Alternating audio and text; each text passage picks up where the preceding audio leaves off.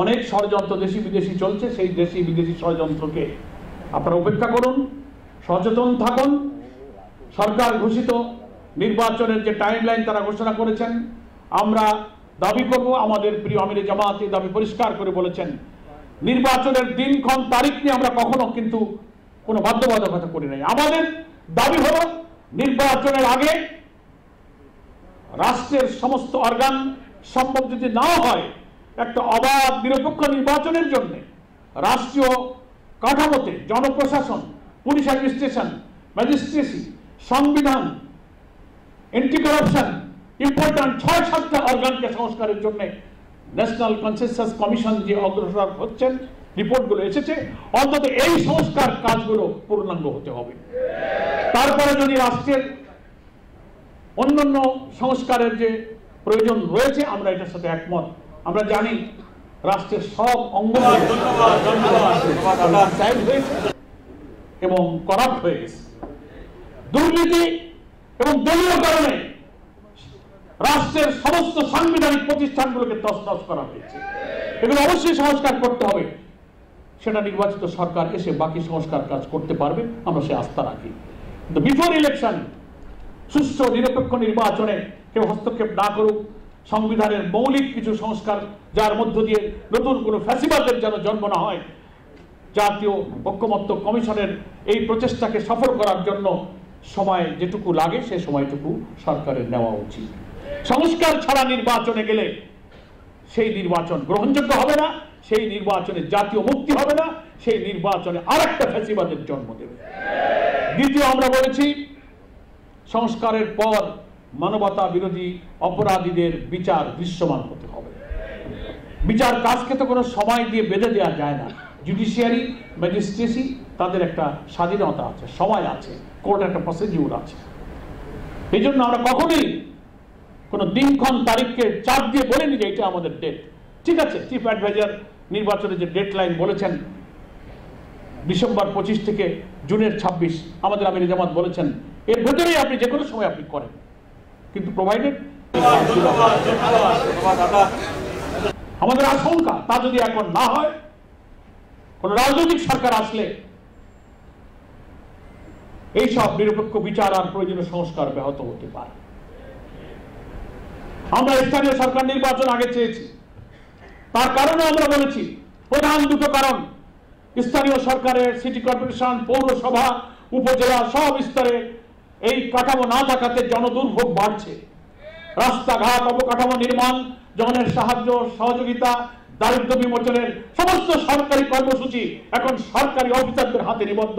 দুর্নীতি, ব্যক্তি পূজা, স্বজনপ্রীতি এবং অর্থ আত্মসাতের এই সুযোগ তারা পেয়ে যাচ্ছে।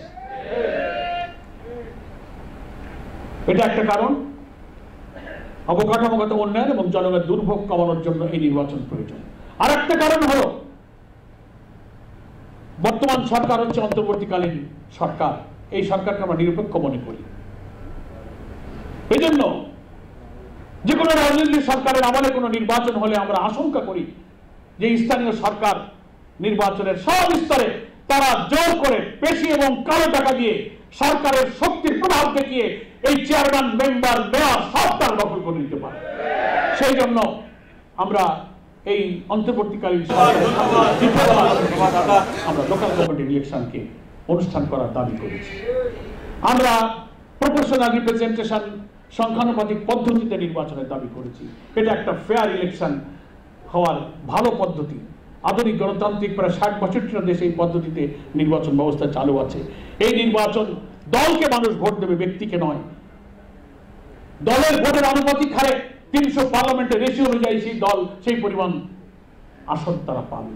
এতে সুবিধা দুটা, একটা হলো ব্যক্তি যখন প্রার্থী না হয়, ব্যক্তির স্বার্থ যখন থাকে না, তখন কালো টাকা এবং পেশি শক্তির প্রবলতা আসন থেকে তখন কমে যায়, তখন নির্বাচনটা অপেক্ষাকৃত নিরপেক্ষ হওয়ার সম্ভাবনা থাকে। এই জন্য পিআর পদ্ধতি, স্থানীয় নির্বাচন, মানবতা অপরাধীদের বিচার এবং প্রয়োজনীয় সংস্কার এগুলো সম্পন্ন করে সরকার যখন নির্বাচন করতে পারবে, আমাদের আমিরে জামাত বলেছেন আমরা সেই নির্বাচনে যেতে রাজি আছি। ফলে এখানে বলার সময়, বক্তৃতার সময় আমরা বলবো যে ব্যক্তির চেয়ে দল বড়, দলের চেয়ে দেশ বড়, আর কামের সময় বলবে যে না দেশের চেয়ে দল বড়, দলের চেয়ে ব্যক্তি বড়। এই মার্কা রাজনীতি করে দয়া করে দেশ আর জাতির ক্ষতি কেউ করবেন না। দেশের স্বার্থে স্বাধীনতার 54 বছর আমরা পেরিয়েছি, অর্ধ শতাব্দীর পর এখন আমাদের রাষ্ট্রীয় কাঠামোগুলো, গণতান্ত্রিক সুযোগগুলো, ভোটাধিকারগুলো এখনো কিন্তু not up to the mark আমরা আনতে পারি নাই। আমাদের অনেক পরে স্বাধীন হওয়া দেশ, দুনিয়ার বহু দেশ, মালয়েশিয়া, সিঙ্গাপুরের মতো দেশেরা অনেক উন্নত হয়েছে, জাতীয় ঐক্যের ভিত্তিতে তারা দেশ গড়েছে, কিন্তু আমরা জাতীয় ঐক্যই করতে পারছি না। আমরা ঝগড়া ঝাঁটি, বিভেদ, বিতর্ক, অনৈক্য, অতীতের নানান অপ্রয়োজনীয় মীমাংসিত ইস্যুকে সামনে এনে জাতিকে বিভক্ত করার, এই ষড়যন্ত্রকে রক্ষা করার জন্য এবারের নির্বাচনে এই ষড়যন্ত্রকারীদেরকে পরাজিত করতে হবে। সবাইকে আপনারা রাজি আছেন?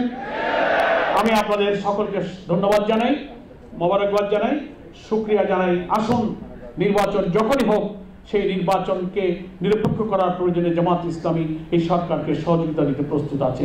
তবে অন্তর্বর্তীকালীন সরকারকেও জাতির কাছে তিনি যে কমিটমেন্ট দিয়েছেন যে তিনি নিরপেক্ষ থাকবেন, তাকে সোজা হয়ে থাকতে হবে, তার সেই দাঁড়াটা সোজা রাখতে হবে, নিরপেক্ষ করতে হবে, কোনো দিকে ঝুঁকলে হবে না। মাঝখানে কিন্তু আপনি জাতির মধ্যে সংশয় তৈরি করেছেন।